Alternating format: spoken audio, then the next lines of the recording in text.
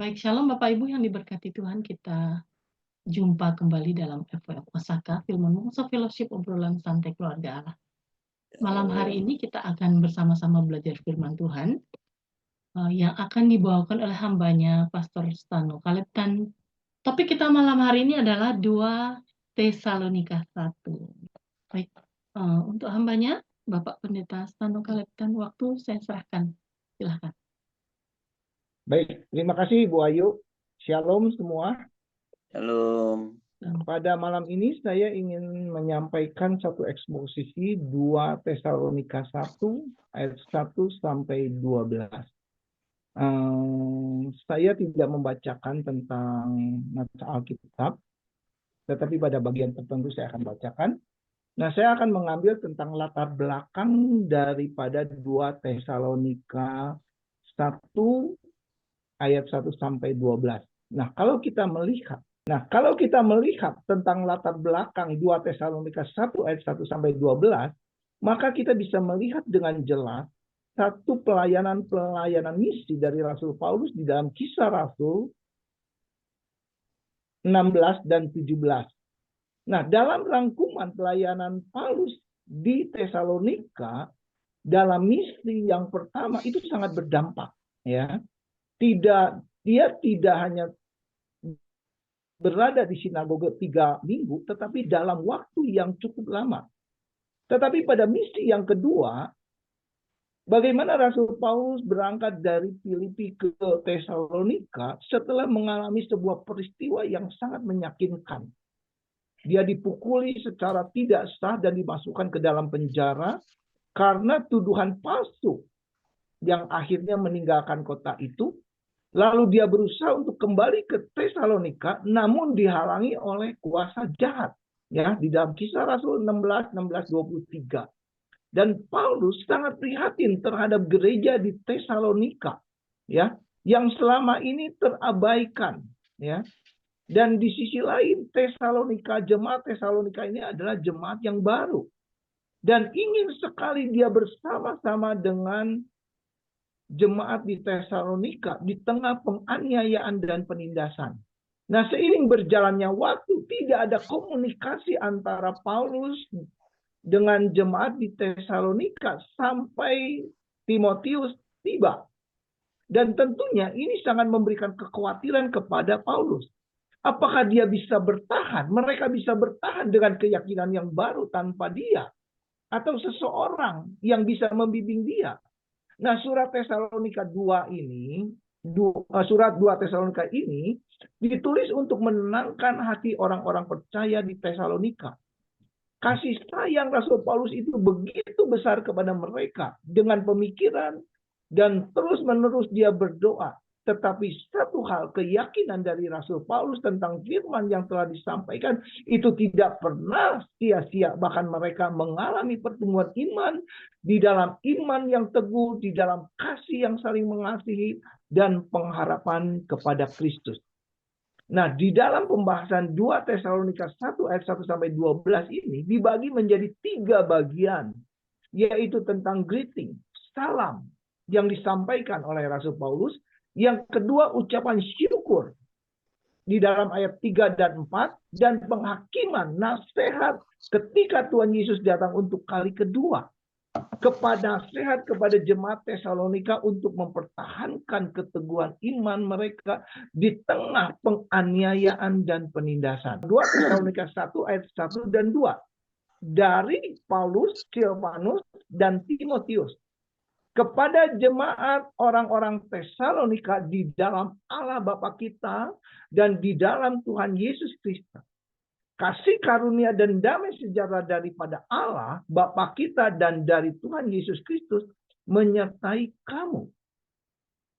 Jelas sekali pembahasan di dalam ayat 1 dan 2 adalah salam yang disampaikan oleh Rasul Paulus beserta Silvanus yang kita kenal dengan nama Silas dan Timotius.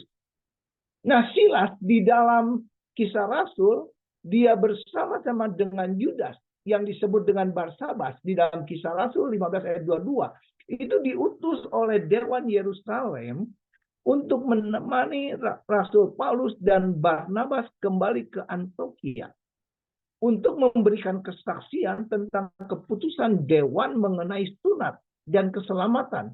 Karena pada waktu itu terjadi pergolakan bagi orang-orang Yahudi yang mengatakan bagi orang yang sudah percaya Kristen, dia orang Yahudi harus disunat. Dan ini menjadi sebuah perdebatan, dan Petrus menjadi sebuah pembela kalau kita lihat di dalam Kisah Rasul. Ya. Nah, mereka ini melakukan penginjilan non-Yahudi, ya, tetapi mereka adalah tim kesatuan unity. Nah, apa yang dapat kita tangkap di dalam 2 Tesalonika ini, saya ambil keunitian di dalam sebuah pelayanan misi yang tidak bisa dilepaskan dengan karunia dan talenta masing-masing. Sekalipun Rasul Paulus adalah rasul, tetapi dia tidak menunjukkan bahwa ini aku seorang rasul. Tetapi dia menghargai setiap pelayanan dari teman-teman. Dan mereka mengatakan bahwa di dalam 2 Tesalonika menyatakan bahwa ini adalah satu kesatuan di dalam sebuah unity. Dalam pelayanan misi. Ya. Nah, fokus dari tim mereka adalah memberitakan Injil. Memberikan kekuatan, berdoa, menyemangati jemaat di Tesalonika, dan ucapan syukur atas penyertaan Tuhan dan karya Tuhan bagi keselamatan jemaat Tesalonika. Dan itu nyata. Maka itu Paulus mengingatkan kepada mereka tentang keimanan mereka di tengah-tengah penganiayaan dan penindasan. Ya, puji syukur iman mereka teguh. Bahkan bertumbuh di dalam iman dan kasih. Semuanya itu bukti pekerjaan Tuhan di dalam kehidupan jemaat di Tesalonika. Nah, keadaan inilah yang menjadi doa syukur daripada Rasul Paulus kepada Tuhan. Dan ada yang menarik dari cara Rasul Paulus menyapa gereja di Tesalonika. Yang pertama, Paulus menekankan fakta bahwa jemaat Tesalonika memiliki keunitian, kesatuan, intimasi bersama Allah di dalam nama Yesus. Ini yang membuat mereka menjadi satu kesatuan yang luar biasa dan mereka nyata di dalam pertumbuhan iman dan kasih. Pengharapan di dalam Tuhan. Yang kedua, kesatuan Allah Bapa Tuhan Yesus Kristus inilah yang menjadi kebenaran teologis kekristenan yang ada di dalam jemaat Tesalonika. Bukan hanya jemaat kepada Tesalonika, tetapi sebenarnya kesatuan di dalam tubuh Kristus. Di dalam Bapa Kristus adalah kebenaran teologis, ya, di dalam semua gereja yang ada. Baik gereja, baik persekutuan doa, tidak mereka memandang aku lebih pintar atau lebih bodoh. Sejauh prinsip-prinsip kebenaran Allah dinyatakan, yang kembali lagi dasarnya adalah Alkitab. Nah, kebenaran teologi inilah yang menjadi penekanan kesatuan unity seperti apa yang dikatakan di dalam Rasul Yohanes. Yohanes 15 ayat 4 dan 5. Tinggallah di dalam aku dan aku di dalam kamu. Seperti ranting tidak dapat berbuah dari dirinya sendiri kalau ia tidak tinggal pada pokok anggur. Demikian juga kamu tidak berbuah jikalau kamu tidak tinggal di dalam aku. Aku pokok anggur, kamulah ranting-rantingnya. Barang siapa tinggal di dalam aku dan aku tinggal di dalam kamu.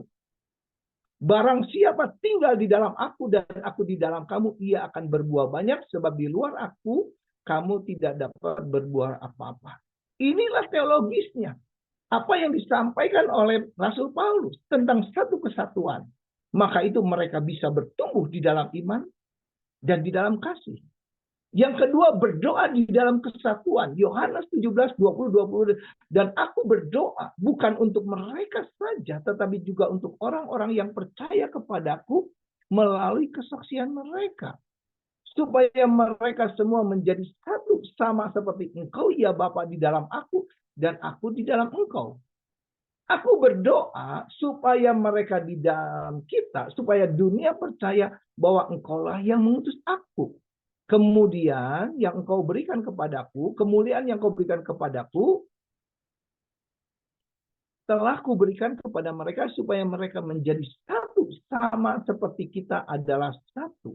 Aku di dalam mereka dan engkau di dalam aku. Supaya mereka menjadi satu sepenuhnya, supaya dunia tahu bahwa engkau yang telah mengutus aku, bahwa engkau telah mengasihi mereka sama seperti engkau mengasihi aku. Yohanes 17 ayat 20 tentang iman dan kesatuan dan kasih. Itulah pemahaman salam Paulus mengenai kesatuan di dalam sebuah unity. Nah, pertanyaan yang kedua, bagaimana tentang pertumbuhan rohani jemaat Tesalonika? Kita dapat melihat 3 dimensi pertumbuhan buah kerohanian, yaitu buah dari iman, cinta, dan pengharapan. Nah, mari pembahasannya di dalam 2 Tesalonika 1 ayat 3 dan 4. Kami wajib selalu mengucap syukur kepada Allah karena kamu saudara-saudara, dan memang patutlah engkau karena imanmu makin bertambah dan kasihmu seorang akan yang lain makin kuat di antara kamu, sehingga dalam jemaat-jemaat Allah kami sendiri bermegah tentang kamu karena ketabahanmu, imanmu dalam segala penganiayaan penindasan yang kamu ceritakan. Nah, inilah yang membuat Rasul Paulus bermegah atas jemaat Tesalonika karena pertumbuhan buah yang dihasilkan di dalam iman, cinta, dan harapan. Di dalam ayat 3 dan 4, mari kita perhatikan ketika Paulus berbicara sumber iman, kasih, pengharapan. 3 sumber inilah manifestasi kehidupan di dalam Kristus kepada jemaat Tesalonika. Saat Paulus berbicara tentang pertumbuhan rohani di Tesalonika, ia tidak berbicara tentang sebuah individu. Kembali lagi, di dalam Paulus berbicara tentang manifestasi sumber iman, kasih, dan pengharapan, ini tidak berbicara secara individu. Ya, tidak. Tetapi berbicara tentang gereja jemaat Tesalonika. Manifestasi secara kolektif di dalam kehidupan mereka ketika mereka berjemaat. Di dalam nama Allah Bapa, di dalam nama Tuhan Yesus Kristus sebagai satu tubuh Kristus, sebagai satu kesatuan. Seperti di dalam Efesus 4 ayat 1 dan 6, bahwa Paulus berbicara tentang pertumbuhan kolektif gereja secara keseluruhan sebagai tubuh Kristus.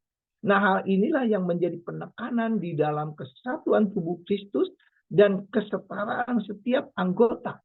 Mereka adalah satu tubuh, maka hal yang wajar jika jemaat Tesalonika bisa bertumbuh di dalam iman, saling mengasihi satu dengan yang lain, berpegang bertemu pada pengharapan ilahi, sekalipun di tengah penganiayaan, penindasan, di tengah penyembahan berhala dan pertentangan orang Yahudi yang beraliran keras.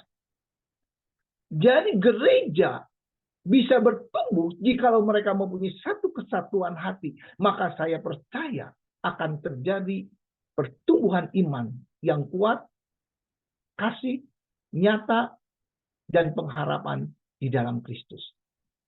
Nah, pandangan Rasul Paulus mengenai jemaat Tesalonika. Mari kita lihat pandangan jemaat Tesalonika. Itu dinyatakan di dalam 1 Tesalonika 1 ayat 4 sampai 10. Kami tahu saudara-saudara yang dikasihi Allah, bahwa Dia telah memilih kamu.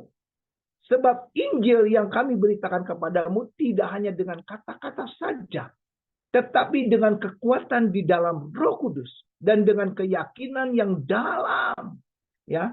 Dan kamu menjadi penurut kami dan penurut Tuhan. Ketika kamu menerima pesan ini, firman Tuhan dengan sukacita yang datang daripada Roh Kudus, meskipun kamu sangat menderita, apapun yang terjadi, kalau pesan itu diterima dan Allah Roh Kudus bekerja, itu akan bukan menjadikan sesuatu hal yang mempengaruhi kehidupan mereka, tidak.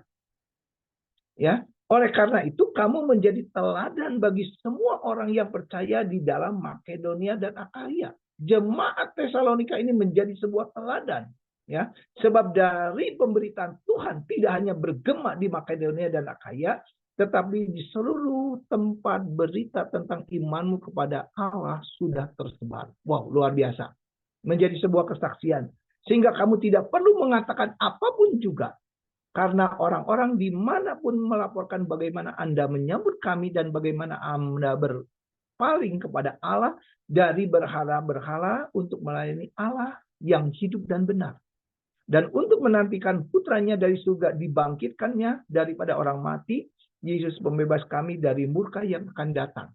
Nah, pandangan Paulus mengenai keberhasilan dan kehidupan rohani jemaat di Tesalonika itu didasari tentang keyakinan bahwa memang jemaat Tesalonika ini adalah jemaat pilihan Tuhan.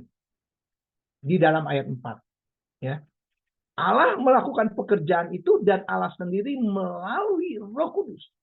Sungguh-sungguh jemaat Roh Kudus bekerja di jemaat Tesalonika. Itu ayat 5. Jelas sekali dikatakan. Nah, apakah itu pekerjaan iman, pekerjaan kasih, ketekunan di dalam pengharapan, di dalam ayat 3, dasar pandangan Paulus terhadap jemaat ini, inilah yang mengatakan bahwa kedaulatan Allah dinyatakan di dalam kehidupan berjemaah di jemaat Tesalonika. Ini luar biasa, lain daripada yang lain. Nah, ada 3 hal yang Paulus pilih menjadi ciri gereja yang bertumbuh. Dan itu menjadi teladan bagi jemaat yang lain. Ya. Yang pertama yaitu iman yang teguh. Nah, dalam jemaat Tesalonika, saudara tahu, jelas dikatakan kehidupan mereka, keadaan penganiayaan, penindasan itu menimpa mereka. Sangat jelas. Tetapi jemaat Tesalonika tetap tabah iman yang teguh. Nah, perkataan iman yang teguh di dalam bahasa Yunaninya hipomone. Bukan hanya teguh, tetapi ketahanan yang membuat mereka ceria. Atau daya tahan mereka untuk menghadapi tekanan penganiayaan itu begitu luar biasa. Tetapi di balik hipomone ini ada penuh dengan pengharapan. Dia menyadari bahwa pengharapan itu adalah lebih besar. Keteguhan hati yang sabar inilah yang memberikan daya tahan untuk iman mereka tetap teguh di tengah penderitaan, aniaya, penindasan. Dan orang percaya yang sabar di tengah penindasan itu pengertiannya adalah hipomone. Nah, ini yang disebut dengan Paulus, sehingga Paulus melihat dan menyadari bahwa dia berkata, aku bermegah atas ketabahan iman dan pengharapan daripada jemaat Tesalonika. Nah, di dalam Yesus Kristus, kata bermegah ini dalam bahasa Yunaninya adalah membanggakan, ya. Membanggakan, autheo. Memiliki kebanggaan melihat jemaat Tesalonika. Dia di tengah menghadapi setiap penekanan, intimidasi, dia tetap teguh di dalam iman. Itulah yang Paulus katakan, aku bermegah kepada jemaat Tesalonika. Nah, kenapa mereka bertahan, berpegang teguh pada iman? Karena mereka melalui iman mereka percaya, maka diselamatkan. Itu yang menjadi dasar. Roma 1 ayat 16-17, sebab aku mempunyai keyakinan yang kokoh dalam Injil. Karena Injil ada kekuatan Allah yang menyelamatkan setiap orang yang percaya. Pertama-tama orang Yahudi, tetapi juga orang Yunani. Sebab di dalamnya nyata kebenaran Allah yang bertolak dari iman yang memimpin kepada iman. Seperti ada tertulis, orang benar akan hidup oleh iman. Pemahaman tentang kebenaran hidup oleh iman, tentang keselamatan adalah pilihan Tuhan dan karya Tuhan. Itulah yang.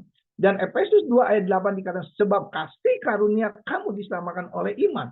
Pemahaman tentang iman inilah yang menjadi dasar. Dia tetap teguh di tengah keyakinan penindasan yang terjadi. Ya, nah kita bisa lihat penekanan umat jemaat yang dipilih Allah. Kita dipilih Allah untuk menerima anugerah keselamatan melalui iman. Yang pada akhirnya mereka dipilih Tuhan karena percaya kepada Tuhan Yesus untuk keselamatan yang kekal.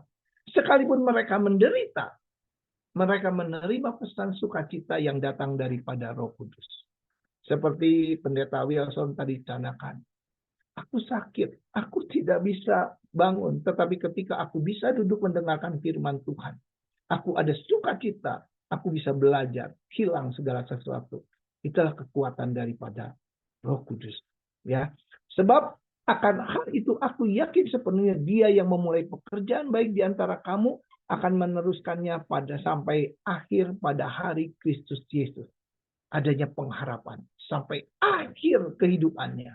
Dan inilah alasan mengapa Paulus ya memiliki keyakinan, pandangan yang besar mengenai keteguhan iman dari jemaat di Tesalonika. Dia tahu bahwa keselamatan dan pengudusan adalah pekerjaan Tuhan.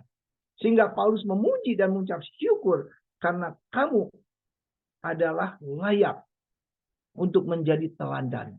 Baik di Makedonia dan Akaya dan jemaat di Tesalonika adalah sudah tersebar. Itulah yang menjadi kebanggaan. Yang kedua, kasih yang berdampak. Bukti kasih Tuhan atas jemaat Tesalonika itu nyata. Pemahaman Paulus akan kedaulatan Allah bagi umat pilihannya.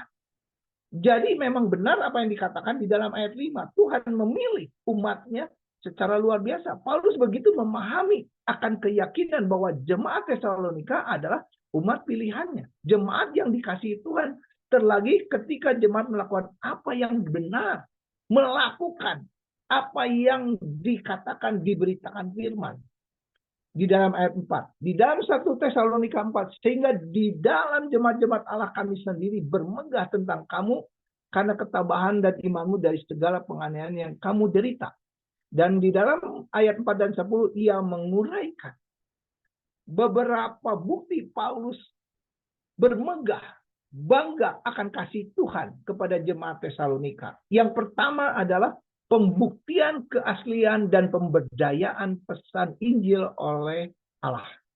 Itu bukti. Apa yang dia terima oleh kuasa Roh Kudus yang dia terima itu melekat di dalam kehidupan jemaat dan dia lakukan. Ya, sebab Injil yang kami beritakan tidak hanya disampaikan kepada kamu dengan perkataan saja, tetapi dengan kekuatan, dengan Roh Kudus yang penuh dengan kepastian berdasarkan pengadilan Allah. Keadilan Allah. Nah, bukti keaslian dan pemberdayaan pesan Injil itu diterima. Dan ketika Paulus, ketika Paulus pun menyampaikan tentang hal itu, dia menyadari, kalau kita lihat di dalam 1 Korintus 2 ayat 1 dan 5, Paulus berkata, aku memberitakan Injil bukan dengan kata-kata yang indah, hikmat yang aku miliki. Bahkan aku takut dan gentar untuk menyampaikan. Tetapi aku sadar bahwa kekuatan Roh Allah lah yang membuat aku harus menyampaikan. Dan ini dipraktekkan, ini menjadi bukti bahwa kepemberdayaan pesan Injil Allah itu nyata di dalam kehidupan jemaat Tesalonika. Ya. Dan Injil itu diberitakan oleh Paulus bukan dengan kata-kata hikmat manusia, bukan. Tetapi hikmat yang daripada Allah, tidak berdasarkan kedagingan, tetapi kekuatan Roh yang dia sampaikan. Dan ketika Paulus memberitakan Injil, itu sungguh-sungguh bergantung kepada Roh untuk mengontentikan dan memperdayakan kata-katanya. Bukan karena hikmat dia, tetapi hikmat Allah yang dia sampaikan. Maka ketika dia menerima jemaat Tesalonika, dia meresapinya dan dia melakukan. Dan itu dampak dari kasih sesama jemaat. Ini luar biasa. Ini bukti dari kasih Allah itu nyata. Dan Paulus memberitahu apa yang dia sampaikan itu bukan karena sesuatu yang hebat. Dia tidak tahu tentang manifestasi kuasa Allah. Tetapi apa yang dia sampaikan, Roh Kudus sendiri yang bekerja. Karena apa yang dia sampaikan berdasarkan keinginan Roh Kudus. Dan Roh Kudus beracara di dalam kehidupan. Ya, tidak terlepas dari sebuah peristiwa fenomenal supranatural. Saya ambil contoh adalah Yohanes Pembaptis. Kita tahu Yohanes Pembaptis tidak pernah melakukan mujizat-mujizat, kuasa-kuasa, Tetapi ketika dia berkata, bertobatlah sebab kerajaan Allah sudah dekat. Banyak orang menjadi percaya dan dibaptis. Itu kekuatan kuasa perkataan karena Roh Kudus yang bekerja. Ya, kalau kita lihat Yohanes 10 ayat 39-42. Jadi tidak ada seorang pun yang lebih baik tentang kekuatan Injil yang disampaikan kepada jemaat Tesalonika. Ya, tidak ada. Tetapi Allah sendiri yang berbicara. Dan satu hal yang nyata, ketika mereka mendengar, mereka tidak berpaling kepada ketika mereka berpaling kepada Allah dari berhala-hala dan pemikiran dunia. Ayat 9 dikatakan, dan berpegang teguh pada kebenaran Injil meskipun di tengah-tengah penderitaan penganiayaan, itulah yang membuat Paulus bermegah. Pembuktian yang kedua adalah pembuktian kasih dengan menghidupkan firman. Jadi kalau misalnya Allah bekerja, pembuktian daripada Paulus kepada jemaat Tesalonika adalah mereka menghidupkan firman. Ya, ketika pesan itu diterima, kuasa Roh Kudus, dia praktekkan. Kalau istilah sekarang, engkau harus menghidupkan firman itu dalam hidupmu. Menghidupkan firman di dalam kehidupan kita. Nah, mereka itu lakukan. Jemaat Tesalonika lakukan. Kehidupan mereka menghasilkan kebenaran Injil dan kehidupan mereka bertumbuh secara iman dan kasih. Pembuktian yang ketiga adalah mereka jemaat Tesalonika benar-benar mempercayai kebenaran firman. Mereka meneliti, mereka mencari, mereka menyelidiki, dan kebenaran itu mereka lakukan di 1 Tesalonika 6 ayat 10. Ya, mereka saling berpaling dari penyembahan, mereka bertobat. Ketika mereka bertobat, mereka ajaib, sekalipun di tengah perselisihan antara orang-orang Tesalonika sendiri maupun orang Yahudi sendiri, dan sehingga timbul penganiayaan terhadap mereka, tetapi mereka tidak bergeming sedikit pun juga. Itulah yang membuat Paulus kagum dan membanggakan. Dan di dalam 2 Tesalonika 1 ayat 10, apabila ia datang pada hari itu untuk dimuliakan orang-orang kudusnya dan dikagumi oleh semua orang yang percaya, sebab kesaksian yang kami bawa kepadamu, kamu telah mempercayainya. Saudaraku yang dikasihi Tuhan, betapa dahsyatnya apa yang disampaikan oleh Rasul Paulus. Dan saudaraku, inilah yang berbicara tentang keadilan Allah. Ketika jemaat Tesalonika, dia mempercayai, dia mendengar, dia menangkap, dia melakukan. Dan satu konsekuensi tentang keadilan Allah, apa yang mereka lakukan, Tuhan mempermuliakan orang-orang kudusnya. Dan Paulus, Silas mengalami hal itu. Ya, Paulus mengalami hal itu. Dan mereka ini meniru Paulus dan Silas. Ketika Paulus berada di Efesus, dia berada di dalam penjara, saudaraku, Kisah Rasul 16 ayat 22-25, ya saudaraku, di dalam penjara, mereka mengalami apakah mereka mengalami sebuah tekanan? Tidak. Mereka tidak mengalami sebuah tekanan. Bahkan ketika mereka memuji dan menyembah Tuhan, ada sukacita, mujizat itu boleh terjadi. Nah, peristiwa itulah yang membuat mereka terinspirasi bahwa sekalipun di tengah tekanan penganiayaan tidak mengubah kuasa Tuhan untuk bekerja. Bahkan dia memuji dan menyembah Tuhan. Nah, saya akan akhiri dengan sebuah kesimpulan. Mari lihat kesimpulannya. Next. Ya. Kesimpulan, kesetiaan karena iman kepada Allah yang benar. Ya. Jemaat Tesalonika hidup dalam kasih karunia dan damai sejahtera sekalipun di tengah penganiayaan. Nah, secara urutannya, 2 Tesalonika 1 ayat 2 berbicara tentang iman dan kasih. 2 Tesalonika 3, iman dan kesabaran. Ya, tentang keteguhan iman. Ya, yang keempat, di tengah penganiayaan dan penindasan. Di dalam ayat 6 dan 7 tentang ketaatan, kesabaran iman yang teguh, hupomone.